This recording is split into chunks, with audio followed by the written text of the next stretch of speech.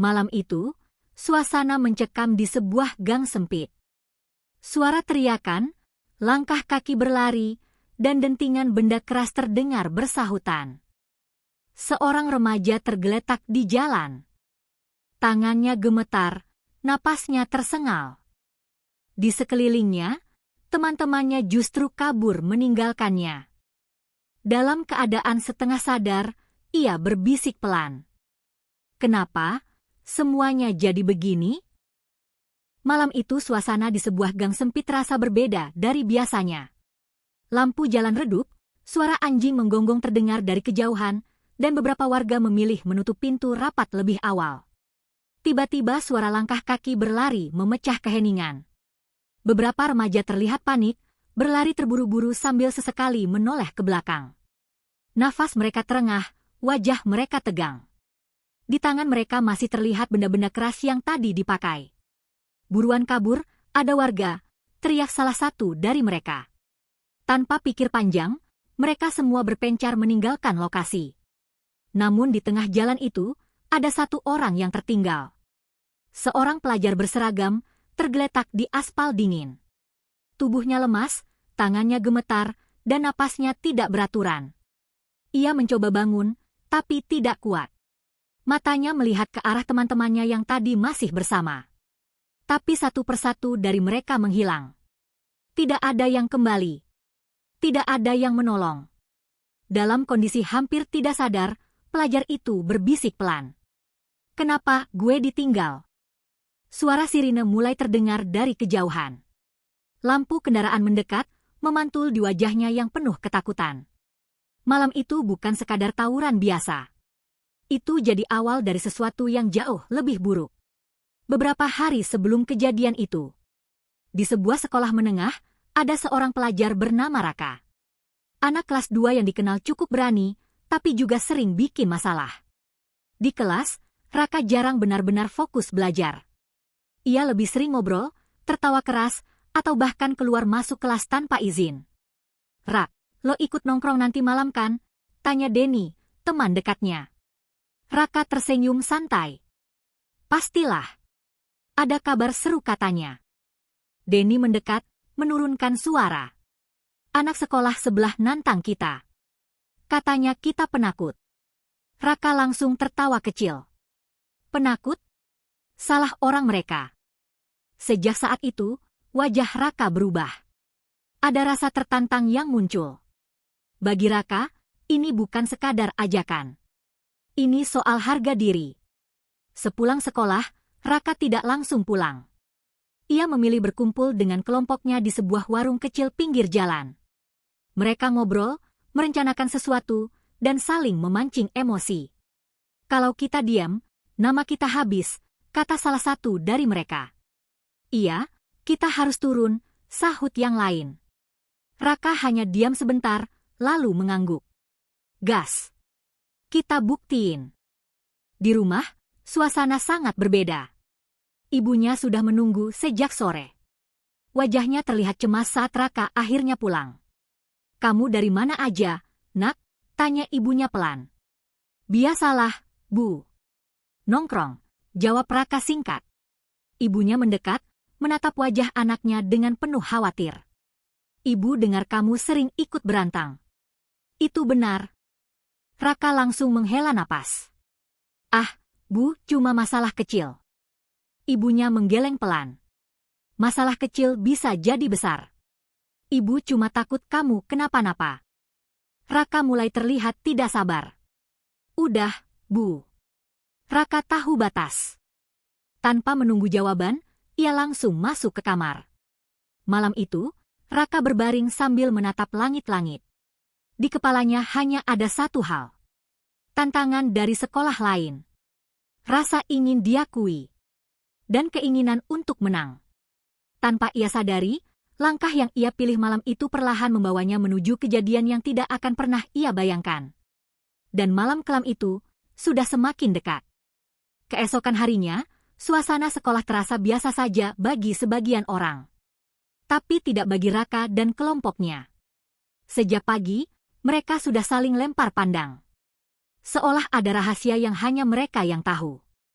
Saat jam istirahat tiba, Raka langsung menuju belakang sekolah. Tempat yang biasa dipakai untuk kumpul anak-anak yang suka bikin masalah.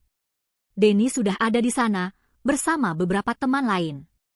"Rak, kabarnya fix malam Jumat," kata Denny pelan. Raka mengernyit sedikit. "Di mana?" "Lapangan kosong dekat rel kereta. Anak sekolah sebelah udah siap." Suasana langsung jadi tegang. Beberapa dari mereka terlihat ragu, tapi gengsi lebih besar dari rasa takut. "Jumlahnya banyak?" tanya Raka. "Katanya lebih banyak dari kita. Tapi mereka juga bawa anak baru." Raka tersenyum tipis. "Bagus. Biar sekalian kita kasih pelajaran." Obrolan itu makin panas. Mereka mulai menyusun rencana. Siapa yang di depan, siapa yang jaga belakang, sampai waktu kumpul. Tidak ada yang bicara soal risiko. Tidak ada yang memikirkan akibatnya. Yang ada hanya satu: menang. Sepulang sekolah, Raka kembali ke rumah seperti biasa. Tapi kali ini ia terlihat lebih diam. Ibunya yang sedang di dapur memperhatikan perubahan itu. "Kamu kenapa, Nak? Kok dari tadi diam saja?" tanya ibunya. Raka menjawab singkat. "Capek, Bu." Ibunya menghampiri, lalu duduk di dekatnya. "Ibu minta satu hal. Jangan keluar malam ini." Raka langsung menoleh. "Kenapa?" "Ibu nggak enak hati. Semalam ibu mimpi kamu kenapa-kenapa." Raka terdiam sebentar. Tapi bukan karena takut. Justru karena merasa itu berlebihan. "Itu cuma mimpi, Bu." Ibunya menatap serius. Tapi perasaan ibu jarang salah. Raka berdiri, mengambil tasnya. "Udah ya, Bu. Raka mau istirahat." Ibunya hanya bisa melihat punggung anaknya masuk ke kamar. Hatinya makin gelisah, tapi ia tidak tahu harus bagaimana lagi. Malam mulai turun. Langit gelap, udara terasa lebih dingin dari biasanya. Di dalam kamar, Raka duduk sambil menatap ponselnya. Pesan dari grup terus masuk. "Jangan telat. Jam 10 kumpul. Siap-siap semua." Jantung Raka mulai berdetak lebih cepat. Bukan karena takut, tapi karena semangat. Ia berdiri, mengambil jaket hitam, lalu mengendap keluar rumah. Saat melewati ruang tamu, ia melihat ibunya tertidur di kursi. Sepertinya menunggu, tapi tidak kuat menahan kantuk. Raka berhenti sebentar. Menatap wajah ibunya. Ada sedikit rasa ragu. Tapi suara pesan masuk kembali berbunyi. Dan tanpa berpikir panjang, Raka membuka pintu pelan, lalu keluar. Malam itu, ia memilih pergi. Pergi menuju sesuatu yang ia kira akan membuatnya dihormati. Padahal, tanpa ia sadari, ia sedang berjalan menuju masalah yang jauh lebih besar. Di tempat lain, kelompok pelajar dari sekolah lawan juga sudah bersiap. Mereka berkumpul dengan jumlah lebih banyak. Wajah-wajah penuh emosi, sebagian bahkan sudah tidak sabar. "Kalau ketemu, jangan kasih ampun," kata salah satu dari mereka. Situasi mulai memanas. Dua kelompok, dua arah, menuju satu titik yang sama. Dan waktu terus berjalan. Tidak ada yang tahu siapa yang akan pulang dengan selamat. Jam menunjukkan hampir pukul 10 malam. Jalanan mulai sepi, hanya sesekali kendaraan lewat dengan suara yang menggema di antara bangunan gelap. Raka sampai di titik kumpul. Sebuah sudut jalan yang minim penerangan. Denny sudah ada di sana bersama yang lain. "Lo telat dikit," kata Denny. Raka mengangguk santai. "Yang penting datang." Satu persatu anggota kelompok mulai lengkap. Wajah mereka terlihat tegang, tapi tidak ada yang mundur. Justru beberapa dari mereka tampak berusaha terlihat berani di depan yang lain. "Aman kan?" tanya seseorang. Denny menjawab cepat. "Aman. Kita gerak sekarang." Mereka berjalan bersama menuju lokasi yang sudah ditentukan. Langkah kaki mereka terdengar jelas di jalanan sepi. Semakin dekat, suasana semakin terasa berbeda. Udara seperti makin berat. Tidak ada yang banyak bicara. Sampai akhirnya mereka melihat dari kejauhan. Sekelompok pelajar lain sudah berdiri di lapangan kosong dekat rel kereta. Jumlah mereka lebih banyak dari yang diperkirakan. Beberapa di antara mereka sudah berteriak lebih dulu. Akhirnya datang juga. Raka berhenti sejenak. Matanya menatap lurus ke arah lawan. Jantungnya berdegup lebih kencang. Ini bukan lagi sekadar rencana. Ini sudah nyata. Denny mendekat. Rak, kita maju bareng. Raka mengangguk. Gas. Tidak ada hitungan. Tidak ada aba-aba panjang. Hanya satu teriakan keras yang memecah suasana. Dan dalam hitungan detik, dua kelompok itu langsung berlari saling mendekat. Suara teriakan, langkah kaki, dan benturan langsung pecah di malam itu. Semua terjadi sangat cepat. Raka ikut maju. Ia berusaha tetap kuat di barisan depan. Awalnya ia masih bisa mengendalikan keadaan. Tapi lama-lama situasi jadi kacau. Semua saling dorong, saling kejar, dan saling serang tanpa arah jelas. Raka mulai kehilangan fokus. Ia melihat beberapa temannya terpencar. Ada yang mundur. Ada yang berteriak panik. Rak, belakang. Belakang, teriak seseorang. Raka menoleh cepat. Dari arah samping, beberapa lawan mulai mendekat. Ia mencoba bergerak mundur, tapi langkahnya terhalang. Suasana semakin tidak terkendali. Yang tadi terasa seperti permainan keberanian, sekarang berubah jadi ketakutan.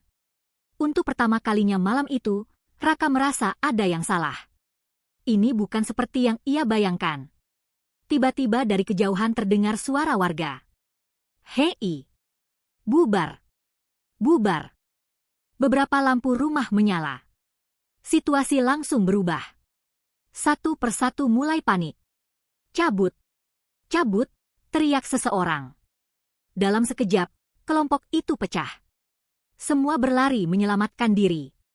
Tidak lagi peduli siapa kawan, siapa yang tertinggal. Raka ikut berlari. Nafasnya mulai berat. Kakinya terasa lemah. Ia mencoba mengikuti arah teman-temannya. Tapi di tengah kepanikan itu, langkahnya mulai goyah. Ia tersandung. Tubuhnya jatuh keras ke aspal. Raka mencoba bangun. Tapi tubuhnya tidak kuat. Matanya melihat ke depan. Teman-temannya masih berlari. Tidak ada yang menoleh. Tidak ada yang kembali. Dan tunggu. Suaranya lemah. Tapi tidak ada jawaban. Suara langkah kaki semakin menjauh. Raka mulai merasa sendirian. Suara sirine perlahan terdengar dari kejauhan. Lampu kendaraan mulai mendekat. Napas Raka semakin tidak teratur. Di saat itu, rasa berani yang selama ini ia banggakan perlahan berubah jadi ketakutan. Ia tidak pernah membayangkan malam itu akan berakhir seperti ini. Dan sesuatu yang lebih buruk masih menunggunya. Raka masih tergeletak di jalan yang dingin. Tubuhnya terasa berat, seolah tidak bisa digerakkan. Napasnya pendek-pendek, dadanya naik turun dengan cepat. Suara sirine semakin dekat. Lampu kendaraan menyinari wajahnya yang pucat. Matanya setengah terbuka, mencoba melihat keadaan sekitar. Sepi. Tidak ada lagi teman-temannya. Tidak ada lagi suara teriakan. Yang tersisa hanya dirinya sendiri di tengah jalan. Raka mencoba mengangkat tangannya, tapi langsung jatuh lagi. Tenaganya benar-benar habis. Dalam kondisi lemah itu, pikirannya mulai kacau. Ia teringat wajah ibunya. Ucapan ibunya siang tadi kembali terngiang. Ibu nggak enak hati. Dada Raka terasa sesak. Bukan hanya karena kondisi tubuhnya, tapi karena sesuatu yang baru ia sadari. Ia ditinggalkan. Teman-teman yang selama ini ia bela, yang ia anggap seperti saudara, pergi begitu saja. Kenapa gue ditinggal? Ucapnya lirih. Matanya mulai berkaca-kaca. Suara kendaraan berhenti tidak jauh darinya. Beberapa orang turun dengan langkah cepat. Itu ada anak, terdengar suara seseorang. Beberapa warga mendekat. Ada yang menyalakan senter, ada yang mencoba melihat kondisi Raka. Masih hidup ini, kata salah satu warga. Raka ingin bicara, tapi suaranya tidak keluar. Pandangan matanya mulai kabur. Suara-suara di sekitarnya terdengar semakin jauh. Malam itu perlahan berubah jadi gelap total baginya. Beberapa waktu kemudian, Raka mulai sadar. Ia membuka mata perlahan. Lampu putih menyilaukan. Suara alat medis terdengar pelan di sekitarnya.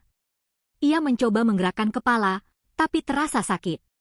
Saat matanya mulai fokus, ia melihat seseorang duduk di sampingnya. Ibunya.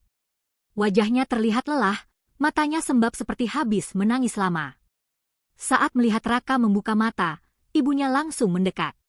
"Raka, kamu sadar, nak?" Suaranya bergetar. Raka hanya bisa menatap. Ia tidak tahu harus berkata apa. Ibunya menggenggam tangannya erat.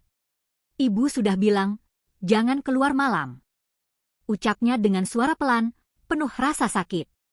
Air mata jatuh di pipinya. Raka menelan pelan. Dadanya terasa semakin sesak. Bukan karena sakit fisik, tapi karena rasa bersalah. Ia ingin meminta maaf. Tapi lidahnya terasa berat. Di saat itu, ia mulai merasakan sesuatu yang belum pernah ia rasakan sebelumnya. Penyesalan. Di luar ruangan, beberapa orang terlihat berbicara serius. Suasana tidak lagi seperti biasa. Ada masalah yang lebih besar dari sekadar tawuran. Dan tanpa Raka sadari, apa yang terjadi malam itu belum benar-benar selesai. Masalah yang ia anggap sudah lewat, justru baru saja dimulai. Pagi itu suasana rumah sakit terasa lebih ramai dari biasanya. Beberapa petugas terlihat mondar-mandir, dan di lorong, terdengar bisikan orang-orang yang membicarakan kejadian semalam. Raka masih terbaring lemah. Tubuhnya memang mulai terasa sedikit lebih baik, tapi pikirannya justru semakin berat. Ia menatap langit-langit kamar tanpa bicara. Pintu kamar perlahan terbuka. 2 orang berseragam masuk ke dalam. Wajah mereka serius, langkahnya tenang tapi tegas. Ibunya yang duduk di samping langsung berdiri. "Ada apa ya, Pak?" tanyanya pelan. Salah satu dari mereka menjawab, "Kami ingin bicara dengan Raka." Suasana langsung berubah tegang. Raka menoleh pelan. Jantungnya mulai berdetak lebih cepat. Petugas itu mendekat. "Kamu ikut kejadian semalam di lapangan dekat rel?" tanyanya. Raka diam. Ia tidak langsung menjawab. Ibunya menatap Raka dengan wajah bingung dan cemas. "Raka jawab, nak," ucap ibunya pelan. Raka menelan ludah. "Iya," jawabnya lirih. Petugas itu mengangguk. Kejadian semalam bukan sekadar tawuran biasa. Raka langsung menatap. Ada rasa takut yang tiba-tiba muncul. Maksudnya, suaranya pelan. Petugas itu saling pandang dengan rekannya, lalu kembali bicara. Ada korban lain. Kondisinya serius. Ruangan terasa hening. Raka seperti tidak percaya dengan apa yang ia dengar. Ia mencoba mengingat kejadian semalam. Semua terasa cepat dan kacau. Ia tidak tahu pasti apa yang terjadi pada orang lain. Ibunya langsung menutup mulutnya dengan tangan. Wajahnya terlihat semakin pucat. "Astaga!" ucapnya pelan. Petugas itu melanjutkan. "Kami masih menyelidiki. Tapi semua yang terlibat akan dimintai keterangan." Kalimat itu seperti menghantam Raka. Ia mulai sadar. Masalah ini tidak akan selesai begitu saja. Ini bukan hanya soal berkelahi. Ini sudah masuk ke hal yang lebih besar. Petugas itu lalu menatap Raka lebih dalam. "Kamu harus jujur. Ini penting." Raka mengangguk pelan. Tapi di dalam hatinya, rasa takut mulai menguasai. Setelah petugas itu keluar, suasana kamar jadi sunyi. Ibunya duduk kembali, tapi kali ini tidak berkata apa-apa. Air matanya terus mengalir. Raka melihat itu. Hatinya terasa semakin hancur. "Bu?" panggilnya pelan. Ibunya tidak langsung menjawab. Beberapa detik kemudian, ia berkata dengan suara lemah. "Kenapa kamu nggak dengar ibu?" Raka menunduk. Ia tidak punya jawaban. Di luar sana, kabar tentang tawuran itu mulai menyebar. Nama-nama mulai disebut. Sekolah mulai terlibat. Orang tua mulai dipanggil. Dan Raka, ia tidak lagi bisa lari dari semua ini. Apa yang ia anggap sebagai keberanian, sekarang berubah menjadi beban yang harus ia tanggung. Dan semua itu baru permulaan. Hari-hari setelah kejadian itu berjalan sangat berat bagi Raka. Ia sudah kembali ke rumah, tapi hidupnya tidak lagi sama. Lingkungan sekitar mulai berubah. Tetangga yang dulu menyapa, kini hanya melihat sekilas lalu pergi. Beberapa bahkan berbisik saat Raka lewat. Di sekolah, keadaannya lebih terasa. Raka dipanggil ke ruang guru. Wajah para guru terlihat kecewa. "Kamu tahu apa yang kamu lakukan itu sangat serius," kata salah satu guru. Raka hanya menunduk. Ia tidak membantah. Tidak ada lagi keberanian seperti dulu. Yang ada hanya diam dan rasa bersalah. Beberapa hari kemudian, kabar tentang korban tawuran itu semakin jelas.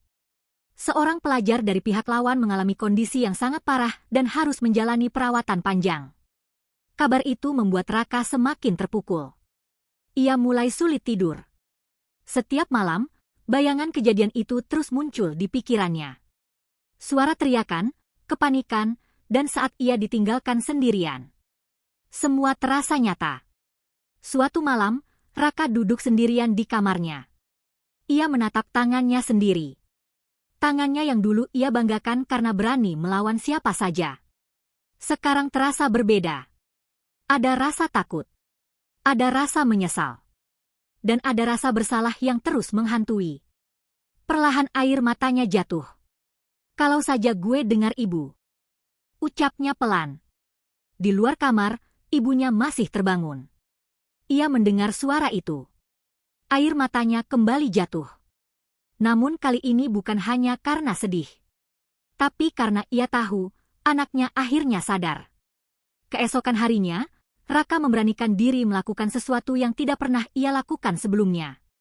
Ia meminta ibunya untuk mengantarnya menemui keluarga korban. Perjalanan itu terasa sangat panjang. Setiap detik terasa berat. Saat sampai, Raka tidak berani langsung masuk. Kakinya seperti tertahan. Ibunya menggenggam tangannya. "Kalau kamu mau berubah, ini langkahnya," ucap ibunya pelan.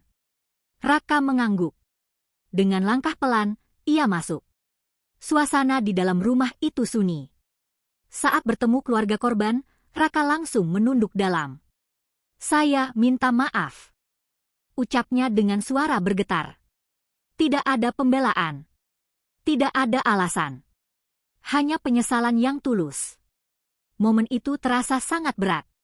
Namun dari situlah Raka mulai memahami satu hal. Bahwa satu keputusan buruk bisa membawa dampak panjang. Waktu terus berjalan. Raka perlahan berubah. Ia mulai menjauh dari lingkungan lamanya. Mulai fokus memperbaiki diri. Dan yang paling penting, ia mulai menghargai hidupnya dan orang-orang yang peduli padanya. Namun semua itu tidak menghapus apa yang sudah terjadi. Penyesalan tetap ada. Dan itu menjadi pelajaran yang tidak akan pernah ia lupakan. Pesan dari cerita ini. Jangan pernah merasa bangga dengan kekerasan. Apa yang terlihat keren di mata teman, bisa jadi menghancurkan masa depan. Lingkungan pergaulan sangat menentukan arah hidup seseorang. Dan seringkali, nasihat orang tua adalah bentuk kasih sayang yang tidak kita sadari. Ingatlah, kesempatan untuk memilih jalan hidup selalu ada. Tapi tidak semua kesalahan bisa diperbaiki dengan mudah. Maka jagalah diri sebelum penyesalan datang. Terima kasih sudah mendengarkan cerita ini. Jika kamu merasa cerita ini bermanfaat, jangan lupa untuk komentar, like, dan subscribe. Sampai jumpa di cerita selanjutnya yang lebih menarik dan penuh pelajaran.